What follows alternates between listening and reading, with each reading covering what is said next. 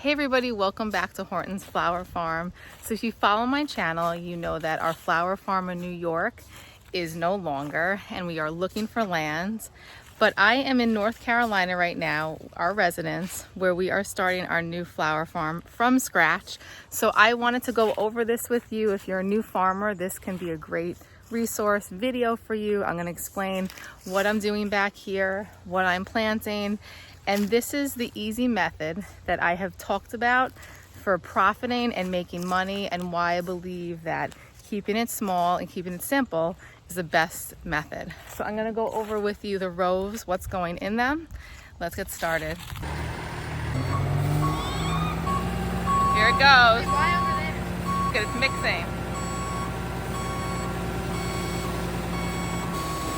All right.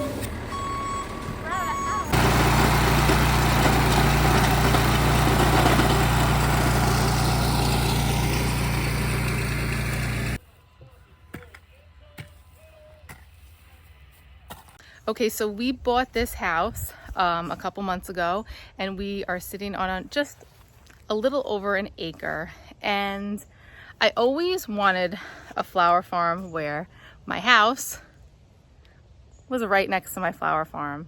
And my dream is happening because we have started over here.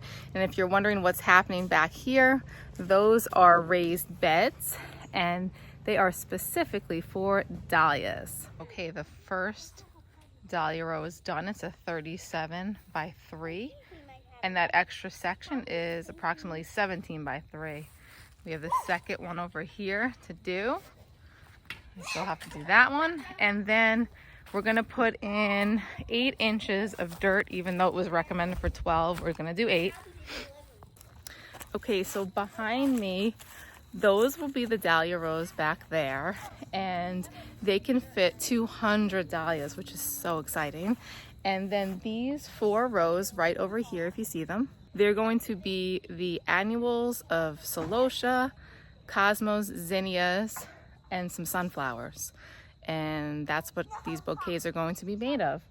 And it's going to be beautiful. These rows are 5 feet wide, which at Horton's I had said that was the thing I would have changed, was to make the rows wider. These will be wider, 5 feet by, I think these were 18. And there's like a 3-foot walkway in between. So this is going to be a really nice section of annual. So we're going to keep going. We'll show you the finished product when we're done.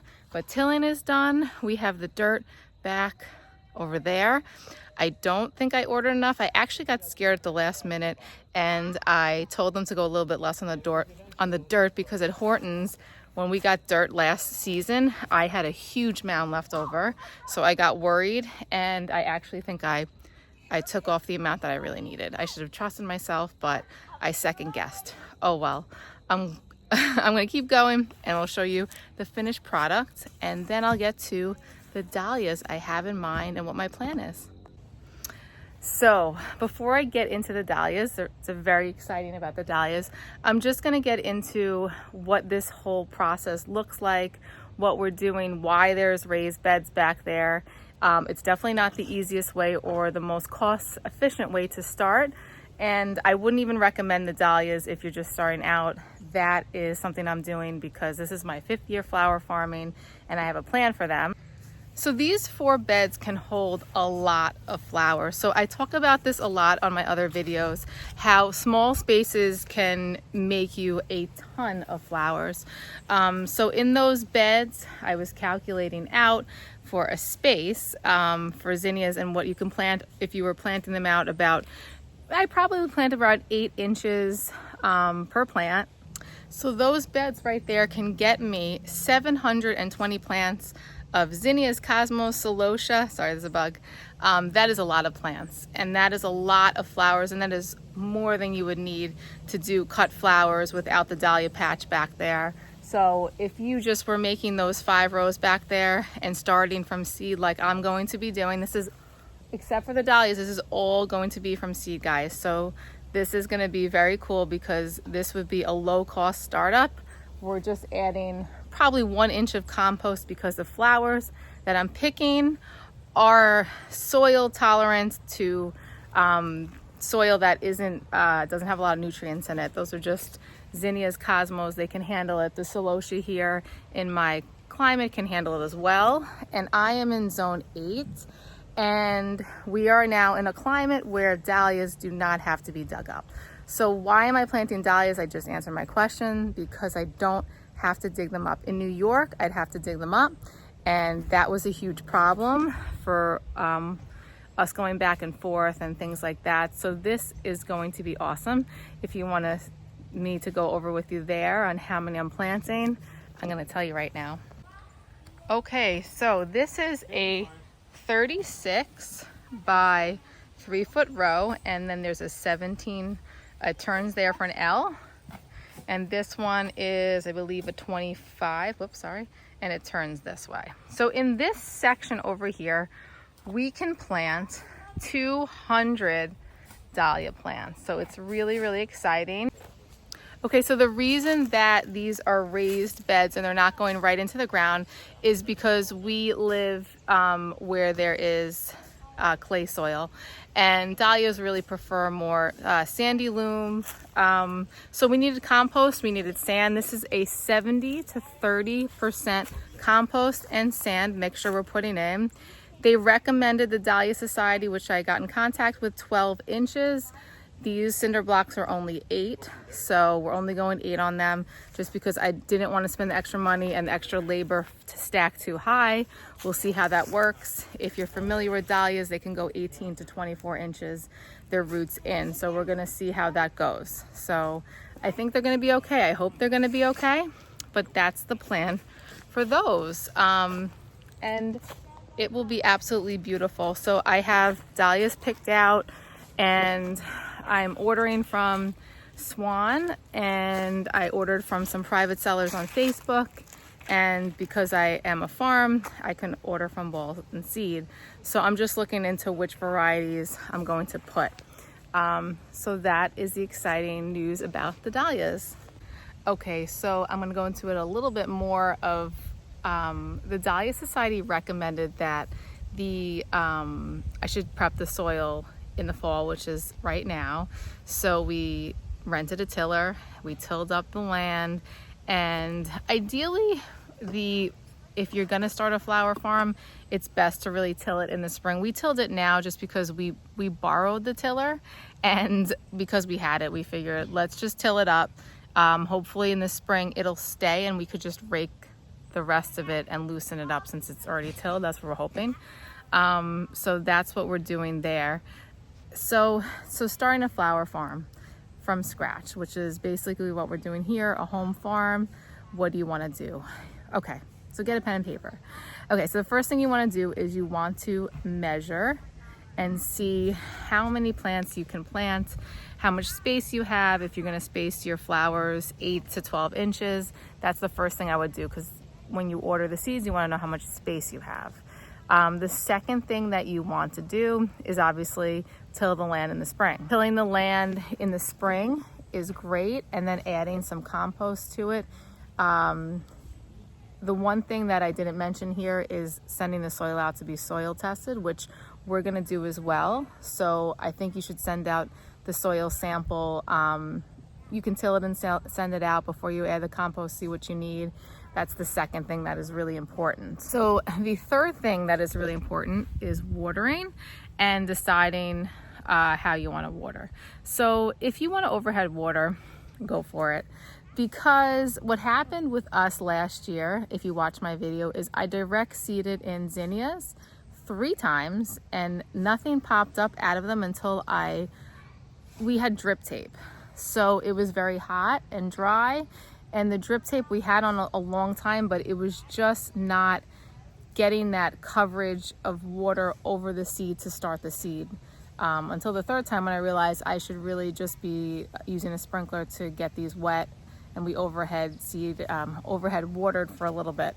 So when you put the seeds in, if you're direct seeding, and if you have drip tape and that's the way you want to do it, I would still, you have to get those little seeds wet, otherwise they're not going to start.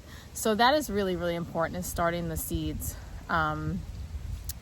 with water just to make sure they're moist, even if you're doing drip tape. So what we learned last year was that we were overwatering by like 75%, because we went heavy on the water at the beginning and we kept it all the way through. And actually you don't need that much water for the cosmos and the zinnias once they've established and they have 2 true sets of leaves. They don't need that much fertilizer, yes, to make them big and bushy. If you don't though, if you don't fertilize, they're actually pretty good too if you're doing cosmos and zinnias, so that's okay. So if you are one of my subscribers who've watched me and you're wondering, is this a You Pick Flower farm? This is not a You Pick Flower farm. This is going to be a flower farm where we will make bouquets to sell at farmers markets in different locations. So why am I changing that? So when I spoke in the past about how time consuming it was to do my method in New York to make bouquets, it was really based on the fact that we were an hour away from the farm and I wasn't there all the time and it couldn't be done. I didn't have the resources, I didn't have refrigeration or anything like that. Here's a different story. It is on my property. I have the time to just walk out of the house, make bouquets. I have a refrigerator to store bouquets if I want to. So a lot of things have changed. So I can do this and it's gonna be a little bit different. My daughter loves making bouquets. She wants to make the bouquets and sell them too. So we are going to have them out in the community. So that's exciting. It's gonna be a completely different model than New York was. And we're excited to do that. We're gonna be primarily zinnias, cosmos, celosia, and dahlia bouquets. So really simple but beautiful. So the other thing that I want to mention about this is we are still looking for land in New York and we plan on being there hopefully for the summer. So how is this gonna work? This is going to work a little bit differently. So because dahlias are really late summer bloomers, it's gonna work out really well. We are going to be, it is November 11th and I still have zinnias in there, just that I just started for fun, and I put like 2 dahlias, and there's a celosia growing over there. They are loving this weather, and we're at November 11th. So this means that when I come back from New York after the summer, I'm going to have a strong 8 to 10 weeks of sales of bouquets, which is amazing. I mean, that's even more than I'm gonna have in New York, because for me, I'm only gonna be probably 6 weeks in New York to enjoy those flowers, and here I'm gonna be 8 to 10 weeks. So actually this will be a bigger part of me being part of my flower farm is in North Carolina. So that's how it's going to work, and it's gonna be a fun adventure. I wanna show you all the dahlias that I have. I think I'm gonna do it on a different video because I wanna get into each one and why I chose them, because this is my first year really going into dahlias and what they're all about and the sizes and what they're used for. I've been doing a lot of research, so I think I'm gonna make a video specifically for that. So if you're looking for a video all about dahlias, if you wanna start, that's gonna be coming up in the next couple weeks. So again, thank you for following my journey, and we're excited for this adventure. No flowers are going in there until April. This is just prep work. And yeah, I will show you once the beds are finished, because we're still putting the dirt in those cinder block beds. So I didn't talk about that yet, but we did cinder block beds because they were just easier than building wood raised beds. So if you're looking to make a garden with flowers and you need it raised, I would recommend the cinder blocks for your raised beds. Okay guys, I'll see you soon. Bye.